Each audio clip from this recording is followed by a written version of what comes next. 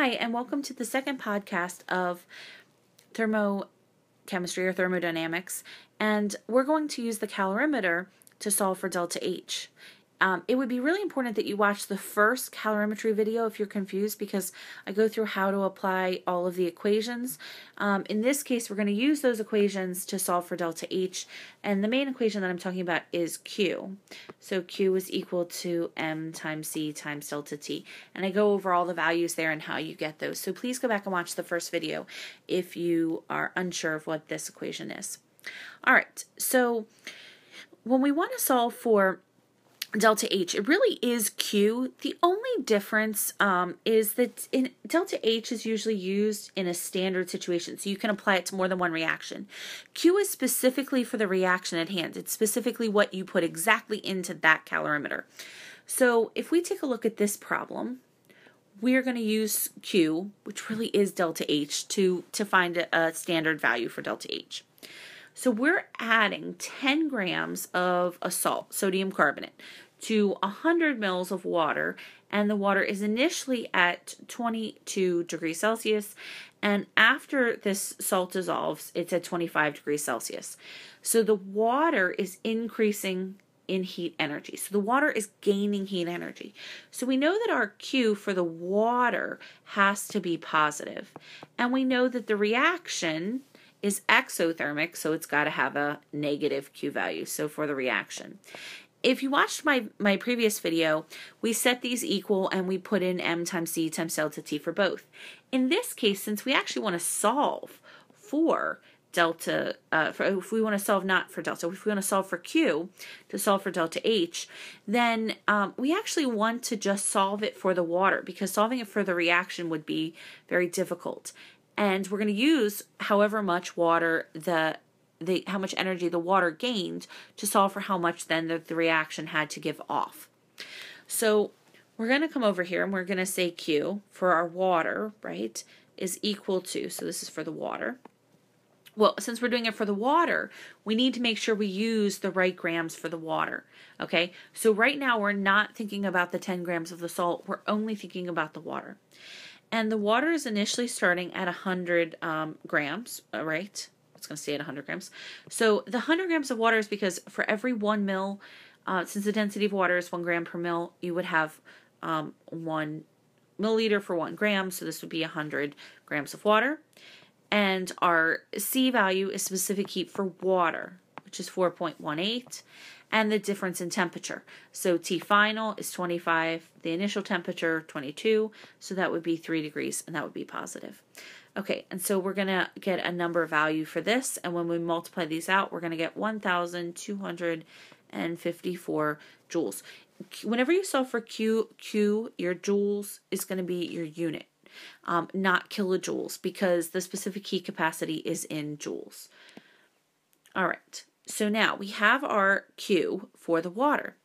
Well, what our Q for the water is has to be however much water heat the water gained has to be the amount of energy that the reaction gave off, this dissolving process gave off. So we know that Q for our reaction is going to be equal but opposite. So it's going to be negative 1,254 joules. And we need to take this to the next page because we're going to need some room here. And so I have some values already set up. So we know that the Q for this reaction, that was from the previous page, is negative 1,254 joules. And our units that we're going to want to use for delta H are going to be kilojoules per mole. So our first step is going to be to get these joules into kilojoules. And the value that you get is 1.254. And to do this, all I did was I divided by 1,000. Okay. So now, when we think about Q, we think about it for a specific reaction, but I want to get a standard value, a value that we can apply to any amount of sodium carbonate that I add to water. And so in order to do that, I have to get it into kilojoules per mole. So I have to find the moles of the salt that I add. Not the moles of water I have, but it's defined by the moles of the salt. So I'm going to come back here and I'm going to say, well, we have 10 grams and the identity of the salt is sodium carbonate. So we take our 10 grams, we divide by the molar mass. For sodium carbonate, it's 106, and we get 0.0943 moles. And so we're going to take our value that we got for Q, and we're going to divide it by this number, and you get 13.3 kilojoules per mole. So now if I didn't add 10 grams, I only added 4 grams, I could solve for how much heat energy would be given off, or 2 grams, or 20 grams, doesn't matter. The only assumption when you do that is that all of the grams dissolves, because if they don't dissolve, then they're not going to release their heat energy. One of the other questions I frequently get asked, and I want to see if we can address here is, well, Mrs. Bradavy, what if we didn't add it to 100 mils of water? What if instead we had added it to, let's say, 200 milliliters of water? Well, what would happen then? How would that change things? Well, if we had added this to 200 mils of water, would we get a different delta H value?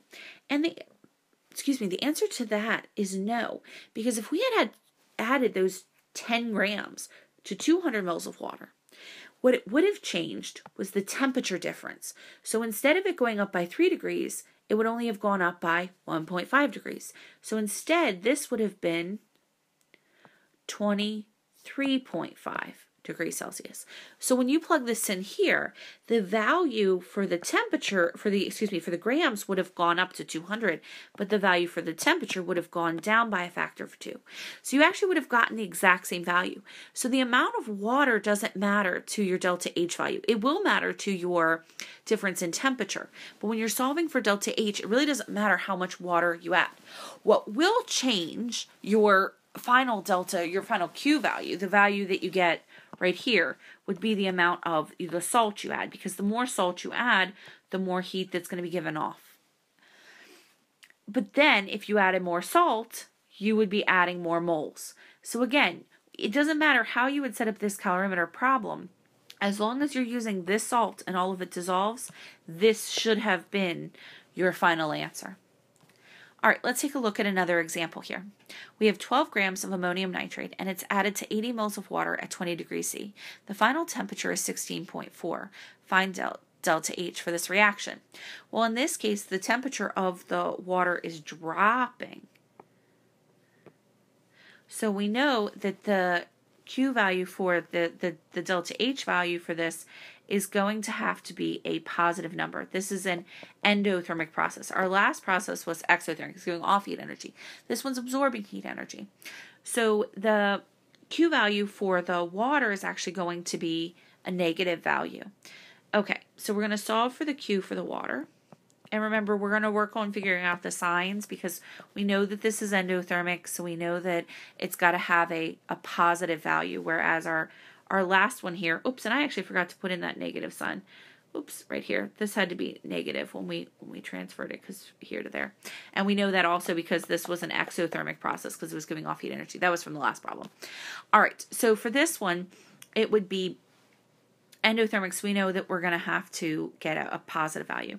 All right, so let's set this up for water. So we've got 80 mils. We're not looking at that 12 grams because that's for the salt, and we'll deal with that later. So we've got 80 mils of water. That'd be 80 grams. And we're going to multiply that by the specific heat of water, because this is the Q for the water. And the difference in temperature is going to be a negative, because our final temperature is less than our initial temperature, and it's going to be 3.6 degrees Celsius.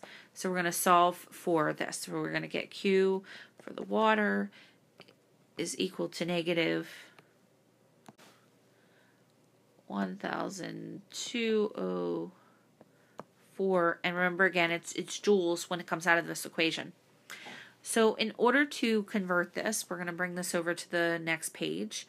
And if we know that this is the value for the water and it's negative, we know that the Q value for the reaction is going to have to be this value, but positive 1,204 joules. Okay, so again, we want our delta H, our final delta H value, to have a value of kilojoules per mole. So in order to get this into kilojoules, we have to divide by 1,000. So that's going to equal, again, we're positive 1.204 kilojoules. And if we want to make this per mole, we're going to have to figure out the value for moles. So we got to go back to our previous page here, and we see that it's 12 grams and it's of ammonium nitrate. So 12 grams divided by 80 grams per mole is the molar mass. So we're going to take 12 divided by 80, and that gives us 0.15 moles. Okay, and so now in order to get this value into kilojoules per mole, that means we're going to need to divide by the 0.15 moles, and we get 8.03 kilojoules per mole. And that's going to be a positive value because it's an endothermic reaction. So that would be our value for this example problem. All right, thank you.